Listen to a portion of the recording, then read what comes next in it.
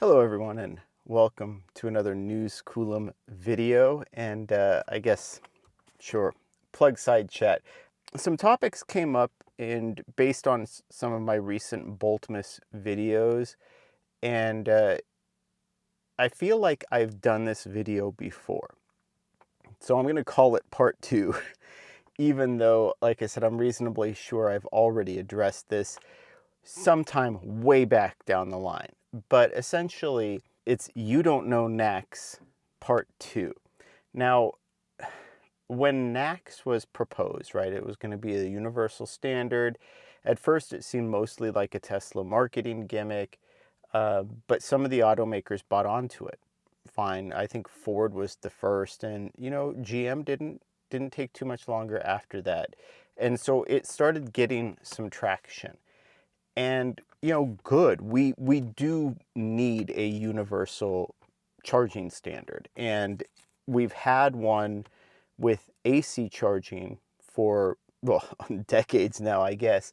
But we finally needed one for DC fast charging. There were 3 separate, distinct DC fast charging standards in North America. There was the CHAdeMO, which was sort of getting phased out.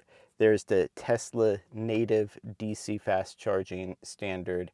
And then there was CCS, and in particular CCS1 plug in North America. So this proposal for a unified North American charging standard made a lot of sense. And it took the sort of vetted protocols and language from CCS, and it took the preferable plug format. And I say preferable in the sense that it was smaller, more compact, and integrated both AC and DC into the same plug, but they took that plug format from Tesla. So that was as proposed, as NACS was proposed. So SAE, Society of Automotive Engineers, got their hands on it, and they came up with a new standard based around that NACS proposal. That's the J3400 standard.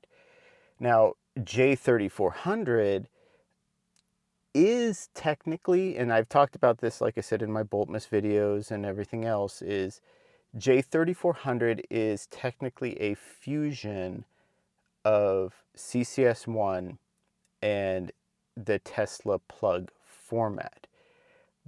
But there is a little bit more to it, and this is why it's kind of problematic for charging providers to be using the term NACS.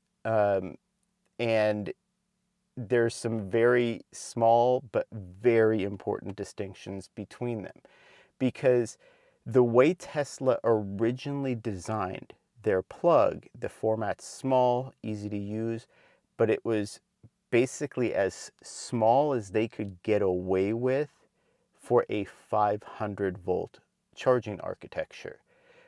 Well, EVs now come with up to 1,000 volt charging architecture. Could go even higher than that in theory with MCS and other standards, but let's just say for now, for light duty, privately owned EVs, 1,000 volt charging architecture is about the fastest you're going to see. Peaks out at about 920 volts. Typically, most EV batteries and charging is done somewhere around 600 to 800 volts. That's why you'll also hear people refer to it as the 800 volt standard. Very similar. But the original Tesla plug cannot support those voltages. There's just not enough space between the DC pins, and so they had to adjust the format of the plug in a way that it would still work with older Tesla vehicles, but also safely be able to supply 800 volts of charging voltage, right? So without having an arc or whatnot. And so technically, a J3400 plug is not a NACS plug, right? There's cross compatibility, but in terms of providing 1,000 volts of power or 1,000 charging volts, the Tesla native NACS plug as proposed, and as Tesla is still largely deploying it in their superchargers, cannot support 1,000 volts. So when I would visit these large charging sites from big charging providers who are making that transition from CCS1 to NACS or to J3400, they're labeling the units as NACS. So I get that from, a simplification for the consumer perspective. That does make sense. The problem is there's still, like I said, that distinction between whether it is 800 volt to 1,000 volt capable or if it's limited to under 500 volts.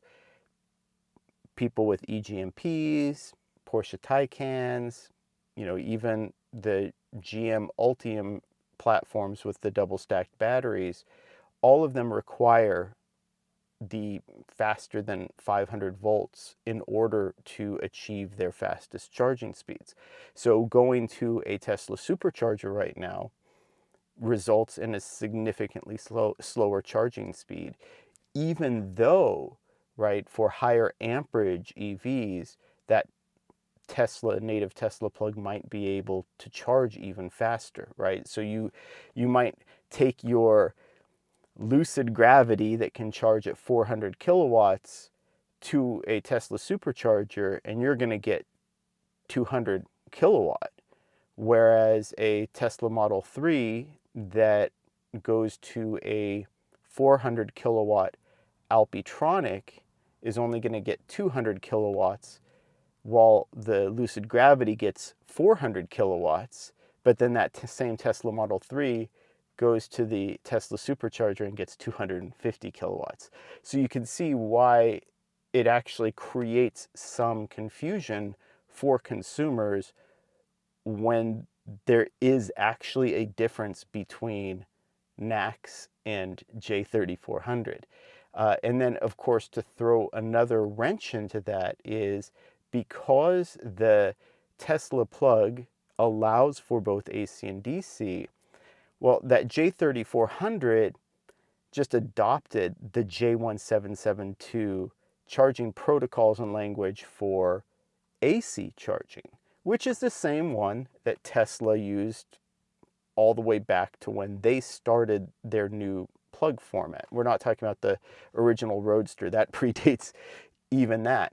But that universal J1772 standard and the J3400 standard both now go through that modern plug. But if you look at something like PlugShare, well, PlugShare, if you filter, say you're going on a road trip and you're like, I only want the NACS experience on my road trip, and you filter by NACS, you're going to get J3400, you're going to get Tesla superchargers, and you're also going to get Tesla destination chargers, which are just AC units, right? So this is where that NACS being used as a catch-all is kind of a problem, right? And so sifting through all of that, trying to be maybe solutions focused or what needs to happen, I do think that these charging providers, at least for the interim, need to distinguish between, is this J3400 full 1,000 volt capable? Is this NACS 500 volt capable? Or is this the AC standard? And technically, I guess it would still be J1772, because remember, J1772 predated even the previous, the Yazaki plug standard, right? So J1772 has been around for almost 30 years now.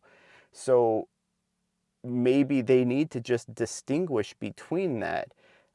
Because yes, you could argue that the plug format is maybe more important, but with the prevalence of adapters, I don't know if that's actually the case, right? I know you would prefer to not use an adapter. I know I don't, right? It is a much less convenient, much more difficult situation when you have to use an adapter at a public charger, especially when the goal of NACS in the first place was to create a universal standard.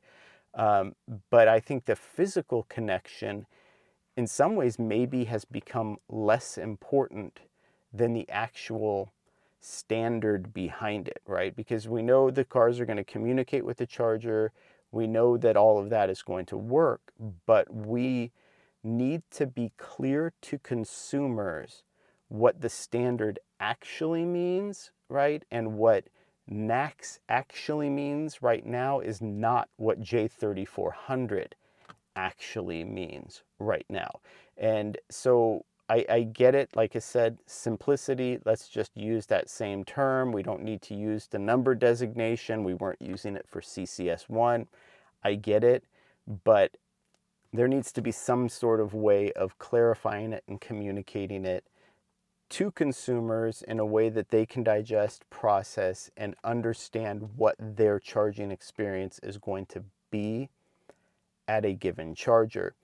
So anyway, I wanted to just kind of like sort through that a little bit just to talk it out, right, in terms of what we need to do moving forward, because right now Tesla's supercharger network by stall count is very similar to the top 3, 4, 5 public charging providers in terms of their total stall count as an aggregate.